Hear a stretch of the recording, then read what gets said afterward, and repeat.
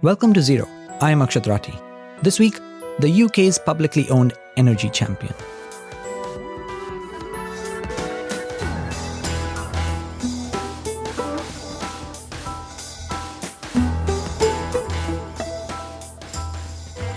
The Labour government was elected last year to much hope from climate advocates. One reason was a big promise to develop a new state-owned energy company.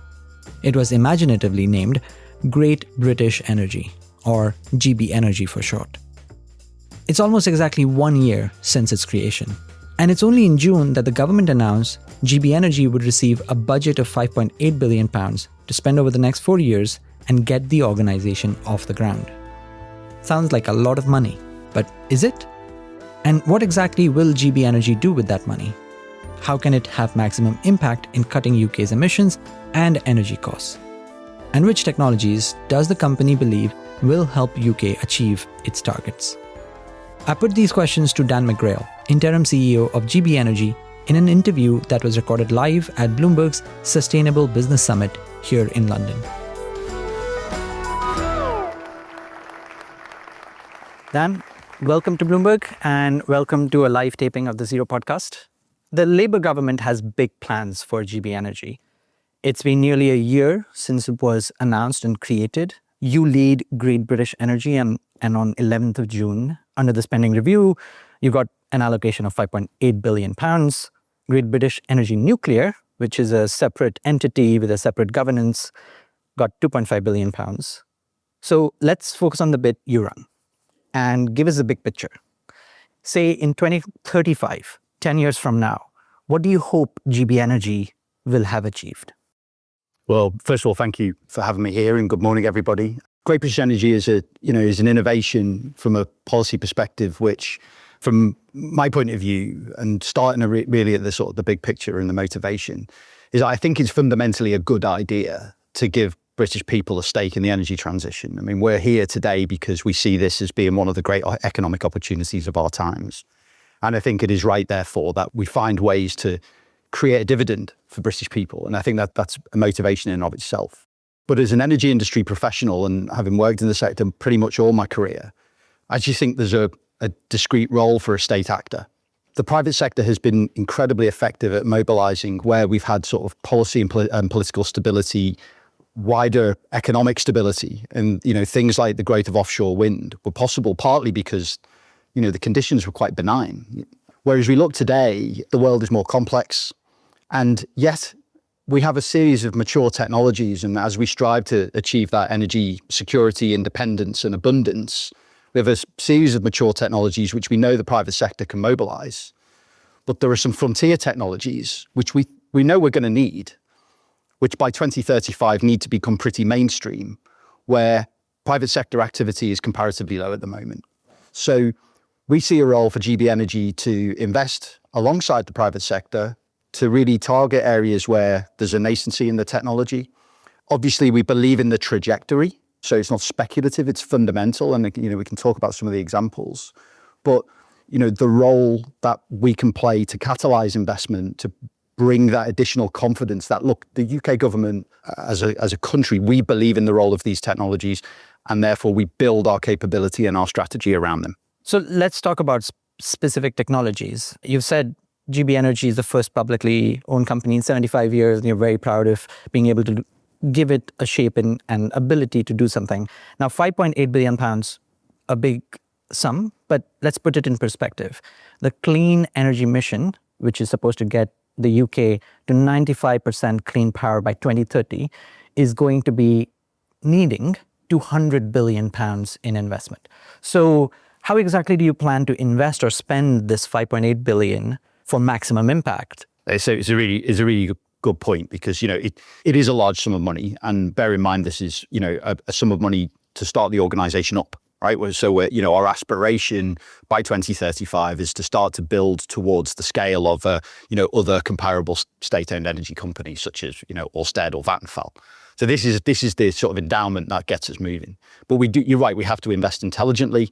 And, we know that the cost of one offshore wind farm or a major investment is already in similar numbers. So we have to initially invest in sort of the spaces where we really think that can have maximum value. So I'll give you a couple of examples. We know by 2030, pretty much every offshore wind farm in the UK is going to have to be in water which is deeper than 80 meters. Now, that's quite a technical point, but basically what it means is that those wind farms are going to have to float, right? Which is, is an area of investment which is, at the moment, quite challenging. There's a significant amount of private sector capital deployed, but it's slowing down in its progress. So we're going to look to come in at that riskier stage of projects in their development phase, so prior to the major investment decisions, when we do expect private capital to come in, and we may deploy some of our capital as a minority partner, but ultimately to send a signal to the wider investment community that the UK government believes in the trajectory of these technologies, and we will believe in the long run, because it takes 4 or 5 years to get to the investment decision. So bridging that risky gap where you've got to go through consenting, where you've got to secure the grid connections, where you've got to go through that whole development at risk, that's a space where we think we can deploy, sums of capital which are meaningful, but then get you to the point where you can crowd in the private capital. So what you're mentioning there is floating offshore, where you don't have these wind turbines actually tethered to the floor with a big concrete base, which is what current offshore tends to be. And the UK has a good track record in taking a frontier energy technology and then lowering its price.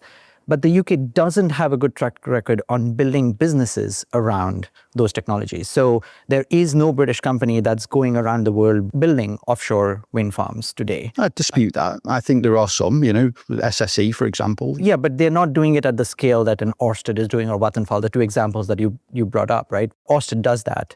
How exactly do you think with £5.8 billion could you create an industry or a set of companies, or maybe one big champion that would do floating offshore, not just in the UK, but globally? Well, clearly we've got to work on how we target the investment around partners who we really believe can create that scale, and whether we can be part of that in terms of building capability and experience over time. But the other part and the important narrative around GB Energy is the role that we will play in co-investing in supply chains as well.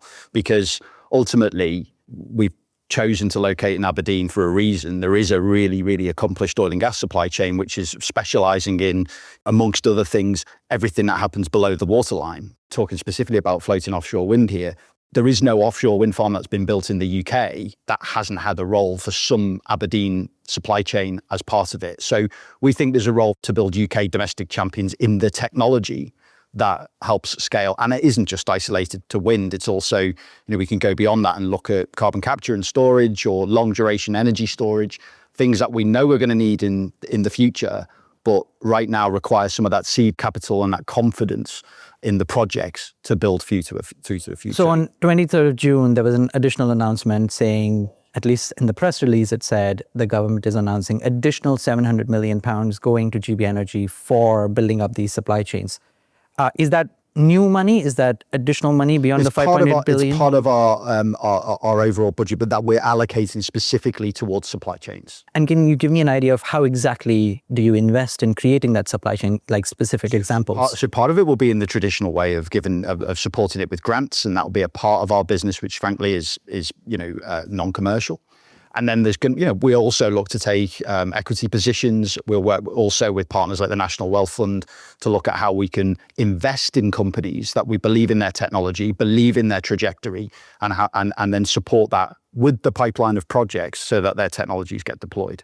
In this audience, you're going to have many investors, many banks. How have your conversations with those entities gone? Because you're going to have to co-invest with them, given you want to multiply the sum that you have been allocated. Look, I've just come from a meeting this morning with a major, well-known UK bank and their sustainability practice, and genuinely, and this is one of the things that's really heartening for me, is that the inbound inquiries into GB Energy, the amount of people who are bringing us opportunities, is kind of proving that the fact that the market wants, and the role of this kind of long-termist, maybe greater risk appetite player in the market to work alongside the private sector. So look, I'm encouraged by the quality of the conversations, the breadth of the conversations that we're having with banks, with institutional investors, and ultimately with developers as well.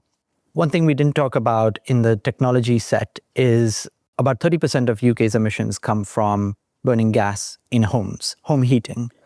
Is GB Energy going to look at decarbonizing heat, and how? Our priority is probably around power, right, and electrification. And over the next 3 to 4 months, we're going to be working quite consultatively with the sector on understanding how we develop a long-term strategy. The most frequent question I get asked is, what's GB Energy going to do, right?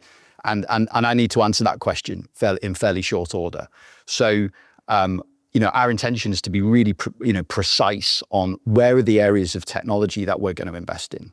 And I'd say another point on this, which is, look, if you look at those other European publicly owned energy companies like Ørsted and Vattenfall that have been set up, they all set up with a technology strategy around them. Vattenfall and Statkraft were hydro companies, Ørsted offshore wind, EDF nuclear, so on and so forth. So we need to, I think, create capability around certain technology fields. And right now, heat, we see ourselves as in the kind of business to business space. Heat is very much in the consumer space. That said, we do see scope for community and local energy within our strategy. It's certainly something that the government envisages being part of the strategy. And, there will therefore be an intersection with, the electrification of heat. And so we have to explore exactly how that might work in practice. It'll be your anniversary of creation on 5th of July in 2025. But in that period, what exactly have you built? There's one project announcement that I've seen around getting rooftop solar for schools and for hospitals. What else? To be precise, the anniversary of the government is on the 5th of July. We actually got royal assent. I can't remember exactly the date, but it was something like the 11th of May. So our legal existence is a matter of weeks rather than a year. Having said that, it's not like we've been doing nothing. So we've been building the organization up, recruiting people, which is an important place to start, and also prioritizing some early activities. You referenced the rooftop solar scheme, and this is an area where we're really looking to learn and build capability. So we've chosen to invest part of our budget into investing in around 200 schools and hospitals, rooftop solar schemes. The effect of these is really interesting because we went to visit one hospital in Hull, which had built a 5 megawatt array on a field that it just had next to the hospital. And, they're fortunate enough to have the capital available to do it. But it's saving them just under £2 million a year, which funds about 50 Band 5 nurses or 30 fully qualified doctors. So it's an outcome. It's using energy and sustainability as a vehicle to achieve a better outcome. And equally, I went to a school in Sheffield, right in the middle of a pretty deprived area, where they were able to fund teaching assistants. And so you're improving educational outcomes and they're engaging the kids in it. So this is a really logical thing that we should do more of. Now, these first investments really help us learn and see what the scope and the potential of this is. But we see the local aspect of how we can use public sector real estate as effectively an anchor tenant to build smart local energy networks as a business model that can be scaled and can be outcome focused, as well as just being about purely electricity. You said the word invest, but my understanding is this is grant money. This is initial grant money, but it's the long-term runway for this is how do we turn this into a business? And what of the £5.8 billion will be roughly grants and what will be invested in companies? About £1 billion in grants altogether, albeit we will work intelligently with the business community to see whether actually where is a grant the right solution, where actually equity could be a better solution. So we'll try and have a degree of flexibility in how we approach that.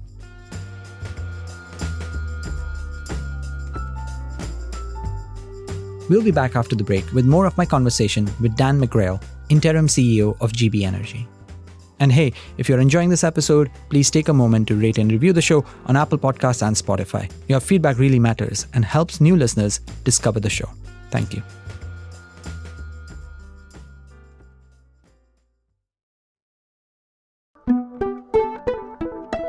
Another thing that we haven't talked about is transmission. Now, in the £700 million announcement on supply chain building, there was a mention that transmission would be included in that spending. Transmission is a key bottleneck for electrification in the UK. There's too much wind in Scotland and there's much more demand in the south. The Clean Energy Mission and the department have a plan to try and build more transmission cables going up and down. How exactly does GB Energy take part in this? Is it in just traditional investments or is it advanced technologies? Because there are quite some very interesting ideas for taking the same cable and sending 3 times the amount of power in them, for example.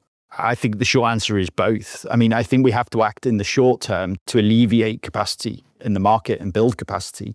And it's actually part of our energy independence narrative, because the reality at the moment is that people building wind farms or transmission networks are competing with transmission operators in other markets for factory slots.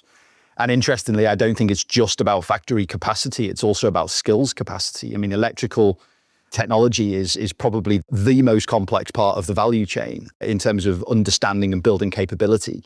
So we've got to work actually quite coherently here in terms of, on one hand, building out capacity in the short term, building skills that can, act alongside that. And we won't do it on that, that on our own, because there's a big ecosystem of actors around building skills. But in the long run, when I think what's going to ground capacity here in the UK for 20, 30, 50 years, it's going to be innovation. If you look at the aerospace industry has, we make wings, we make landing gear, we make avionics and propulsion systems in the UK because we have the best innovation ecosystem that drives that.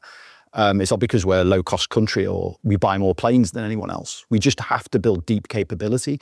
So for me, it's really important that when you're looking to add manufacturing, you add that manufacturing as part of an ecosystem or an innovation pathway, which is then becomes self-sustaining. So we've talked about the idea that GB Energy could try and unlock more private capital, could try and advance some of the frontier technologies. But one driving principle that this government has been trying to work on is to lower the cost of energy. How exactly does GB Energy satisfy that need? I've always believed from the beginning that lowering energy costs, is a national endeavor. You can't delegate that responsibility to one organization. So the role I think we can play, partly we've talked about already, which is about crowding in the private capital. The more we crowd that in, it will bring more competition, it will bring more availability. But it also, I think, the other area that then is helping to alleviate capacity constraint in the supply chain. And then the third area where I see us playing a role is doing more to build these really potentially transformative smart local energy systems where we bring, at the moment, the limit to those being built out further is much more about capital availability and the business models and the bankability. It's not about technology, it's not about innovation, it's just about how do we turn this into a model which makes it accessible to more social housing providers, more local authorities, more hospitals.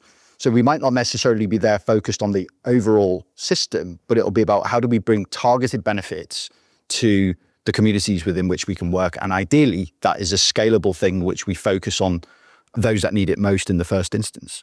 We started the conversation by talking about, let's lay out what would be specific achievements that you think GB Energy will have in 2035. Now, we've gone through sort of the ideas that you have, but let me come back to that question, because you didn't paint a specific enough set of achievements that you would hope. And I'm not saying you know what will happen, but if you were to dream, what would be the 2035 achievements that you'd be proud of? Look, I mean, let me start with the local angle because we just talked about it. I would like to see right the way across the country smart systems where we're integrating solar on schools or on private businesses or on local authority land together with battery storage and, maybe some EV charging. We've got a big challenge in bringing EVs to people who don't have off-street parking, for example. So, how do we bring those things together, turn them into business models which ultimately allow people to get access to that at sensible prices and sort of democratize the electrification of society to as many people as possible. So that I would like to see Great British Energy's logo on hospitals and schools right the way across the country and other local community organizations. I would like to see us invested in these frontier technologies that we know that we need. I'd like to see floating offshore wind farms spinning in the North Sea with supply chains behind them, thriving in the northeast of Scotland and Aberdeen, where we've helped alleviate the impact of transition and make sure that creates jobs and opportunities for people who may be affected by the decline of some other industries. And I'd like to have some really smart British companies exporting their know-how, and maybe GB Energy as part of that ecosystem, exporting that know-how to other countries. And whether that's in long duration storage or carbon capture and storage, I think the scope for that, 10 years, that's my mission. The initial announcement when it was made was GB Energy will have 8.3 billion pounds. You've had to give up 2.5 billion of that to GB Energy Nuclear. Does that undermine your ability to live up to this dream? Yeah, it did turn that into a negative. I mean, ultimately, the founding statement was very clear that there would be a joint element of it. But look, we're starting the company up. We secured £6 billion. That is a lot over 4 years to catalyse a company. You know, I see that budget as a huge, actually a challenge to think, how do we deploy that intelligently and maximise the impact and the return, whether that's on jobs, on growth, on returns. That's a huge opportunity for us, and I'm certainly don't see it as an inhibitor, put it that way. Last question for you, perhaps the most difficult one. Your title has interim CEO in it. GB Energy, the government created it on 5th July 2024. You say the legal entity didn't exist until May, but you've been interim CEO since March. For energy companies, there should be no shortage of applicants wanting the job of a CEO, wanting to build a vision that you've just painted. Why is it taking so long to get a full-time CEO? Why is it taking so long? Look, I mean, interim came in because about speed. You know, actually, it was about, wanting to stand the company up quickly. And, I work in the industry and I'm, incredibly enthusiastic about this. So to be asked to come and, go on loan, as it were, to do this was a huge privilege. And then, to be honest, the really important point is that when you go through these appointments in the public sector, there has to be a thorough process. And that process, for anyone who's ever worked for the government, will probably understand that process is not something that you can do overnight. It takes time, but I think it should be clear soon, put it that way. Thank you, Dan. Thank you very much indeed. And thank you for listening to Zero. Now for the sound of the week.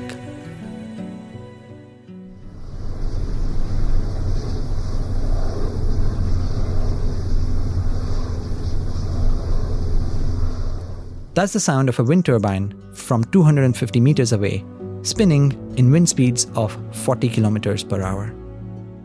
If you like this episode, please take a moment to rate and review the show on Apple Podcasts or Spotify.